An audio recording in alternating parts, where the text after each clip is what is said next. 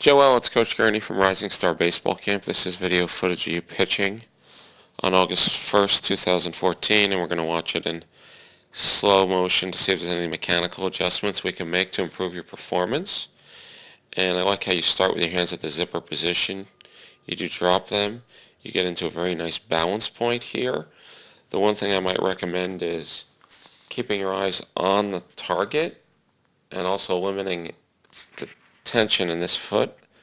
I would let that foot dangle down, Joel. Next, as we move from the balance point to the flexed bow position, the biggest thing I see here is this front foot stride. I would get a lot more length with that stride. And also, let's make sure we pop these hips here. This back hip, this right hip should uncoil and really be the engine of the car, if you will, and driving the velocity towards the catcher. So I'm going to play a few more pitches for you. But those are the three things. One, make sure your eye is on the target the whole way. Two, let's make sure our stride is fully long. And three, let's pop the back hip. Now, a couple other things that I would mention. One, you don't bend your back here as much as you can. So I would make sure that when we finish, we get a more flat back postured finish. And one thing that may help you do that is by lengthening that stride that I mentioned. Last of all, Joel, you are throwing from a 3/4 arm slot right here. And that's going to put some pressure on your elbow at times. And I also think you do move your arm slot location various times throughout the windup. So we want to get consistent with our release point.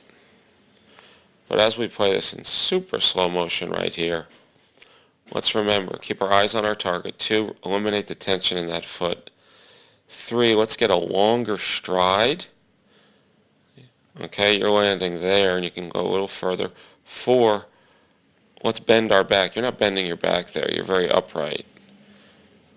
And as I said, if you extend your stride, I think you'll be able to get more of a flat back finish. And 5, the release point is very much 3/4 right here. And look at the elbow. It's going to put some pressure on that elbow. So if you come more over the top, there'll be less undue pressure on that elbow. But obviously you throw very hard and you have a lot of movement, partially because of that 3/4 sidearm slot delivery. And I think you're going to be very effective at the next level. But let's work on those 5 things. What I'm going to now do, Joel, is play this full speed so you can see yourself in full speed, real time. But let's remember those 5 things as we watch this. 1, let's not drop our elbow. 2, no tension in the foot. 3, keep our eyes on the target. 4, let's extend our stride. And last of all, 5, let's get a flat back postured finish. Here we go. Full speed, Joel.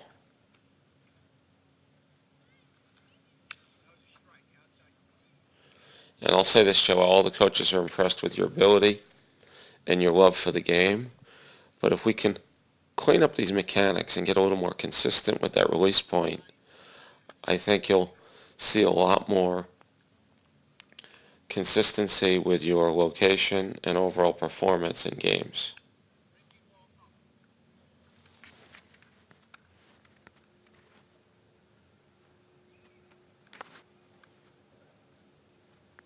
Keep up the great work, Joel.